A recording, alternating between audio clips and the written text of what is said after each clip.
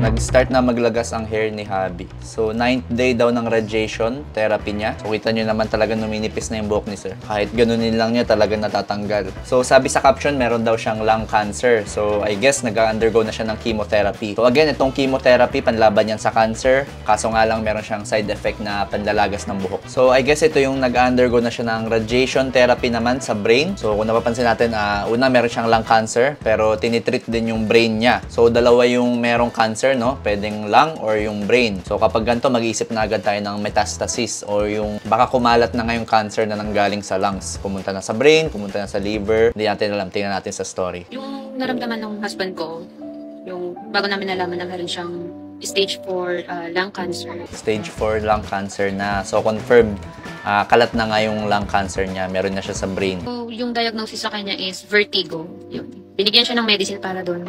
Mga kalagitnaan ng June, parang June 15 yata yun. Nagre-reklamo na ulit siya sa akin na masakit na nga daw yung ulo niya. Dito na, ito na to, ito. Tapos pag ganun. Siyempre ako naman, parang uminom ka ng paracetamol. Sabi ko, hindi kaya, migraine, parang ganun. Sabi ko, magpa-check up ka. Okay, so dito na pumapasok yung medyo, minsan itong lung cancer, iba yung presentation niya o iba yung naramdaman ng pasyente, hindi tungkol sa baga. Katulad nga nung nangyari kay sir, ang una daw niyang naramdaman is headache dito sa batok. So, binigyan siya ng mga gamot para sa headache, para sa vertigo, and nagtitake din siya ng paracetamol. Sinubukan niya pa rin pumasok ng trabaho.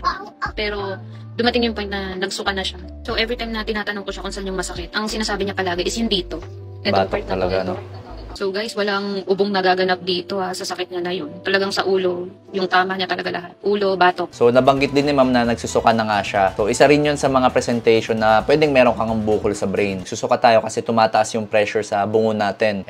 Response yun ng katawan kapag tumataas yung pressure sa bungo, pwede tayong masuka. So kadalasan kapag lung cancer, inuubo yung mga pasyente na sobrang tagal. Sabi natin 3 months, 4 months na hindi gumagaling na ubo. Tapos minsan dumudura pa sila ng may dugo. May kumakausap na nun sa akin about doon. Tinanong ako kung may lahi daw ba yung husband ko ng cancer. Malaki kasing factor ng family history kapag dating sa cancer. Ang alam ko lang talaga, yung father niya. Okay, so si sir, meron daw lahi ng cancer sa family nila. And then, yun, bumalik ulit yun, yung doktor na kumakausap sa akin. Tinanong niya ako kung nag-smoke daw yung asawa. Yes, nag-smoke siya. May time na hininto niya yun, pinalitan niya ng vape. Okay, so dating smoker daw si sir, pero huminto and pinalitan ng vape. Ipapakita ko sa inyo kung ano yung nakita dun sa MRI. Yan, so guys, ito yung pinakita sa akin na result. Okay, so ito yung MRI ni sir, yung resulta mismo. Kung makikita nyo, may mga bilog-bilog, tapos sa mga bilog na yun, may mga maiitim sa gitna. So itong mga bilog-bilog na to, ito na talaga yung metastasis or yung kalat ng cancer na nanggaling sa baga. Kasi yung brain natin, dapat walang mga ganyang bilog-bilog or mga bukol. So most likely, yan yung nagsasanhe kung bakit sumasakit talaga yung ulo ni sir habang nasa trabaho siya. So may mga nag-comment, tama po kayo, kahit nag-quit na siya ng smoking, pero nagve-vape pa rin siya, pwede pa rin siya magka-cancer. So sabi naman nung isa, ako rin po smoker. Pero ano kaya yung chance na hindi ako magka-cancer kung magkukwit na po ako ngayon? So sa video na to, alamin natin ano nga bang lung cancer, paano yan may iwasan, at kung totoo ba na kapag nagve-vape tayo, pwede tayo magka-lung cancer. Ang lung cancer, isa yan sa pinaka-common na cancer ng katawan, especially sa mga lalaking naninigarilyo. Remember, ang baga natin ginawa yan para makapag-deliver ng oxygen sa dugo natin. Itong oxygen, kailangan yan ng mga cells natin para makapag-function tayo, para mabuhay tayo sa araw-araw. Ngayon, kapag nagkaroon tayo ng bukol sa baga, masisira yung baga natin. Kapag di siya nakapag-function ng maayos, hindi maganda yung paghinga natin and yung delivery ng oxygen sa dugo. So, talaga manghihina yung katawan natin, mga ngayayat, katulad nung nangyari nga kay sir. Doc, saan po nakukuha? Aside sa pag-yosi, which is the number 1 cause, pwede rin yan mamana. Kung may family history po kayo ng any form ng cancer, pwedeng meron ka ng risk. Pwede rin sa mga exposure, sa mga radiation, and sa mga chemicals, lalo na sa mga heavy metals. Kaya sa mga followers ko po na nagtatrabaho sa mga factory, yung medyo exposed sa mga iba't ibang heavy metals, yung mga asbestos, yung mga iba't ibang chemicals na masama sa katawan, maganda na nagsusot po tayo ng PPE and protection sa paghinga natin. And very important, yung second-hand smoking. Kung hindi ka naninigarilyo pero yung mga kasama mo sa bahay or sa trabaho naninigarilyo at nalalanghap mo yung mga binugan nilang usok or yung galing mismo sa yosi, pwede ka magkaroon ng risk.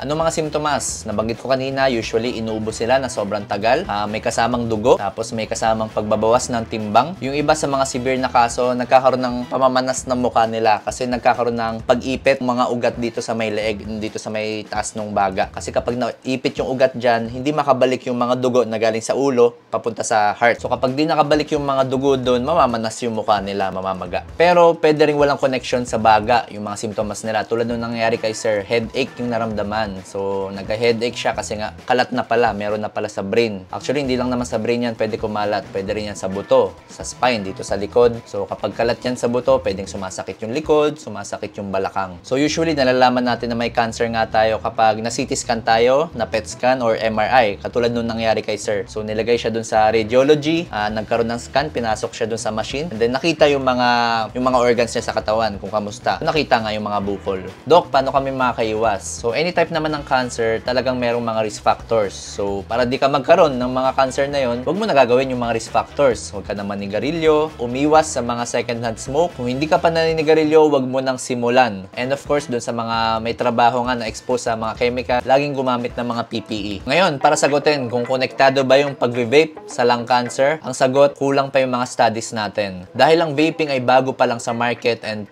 bago pa lang rin yung mga gumagamit, wala pang direktang evidence. So, hindi pa magawa ng enough na studies na talaga magpo-prove. Unlike itong paninigarilyo, matagal na yung yosi, diba? So, napag-aralan na yan ng science. Na-prove na yan ng mga studies. Pero itong vaping, kung may long-term effect ba na pwede mag-cause ng cancer, hindi pa natin masabi for now. And para sagutin yung nag-comment na kung may pag-asa pa ba na hindi siya magkaroon ng cancer kung mag-quit siya ngayon, opo, may pag-asa pa po. Actually, after 20 years after mo mag-quit, yung risk mo ng pagkakaroon ng cancer, parang katulad na rin dun sa mga hindi talaga nanigarilyo at all. So, sobrang baba nun. Kung meron kayong questions, comment down below. And kung nag-benefit ka dito, please follow my Facebook page.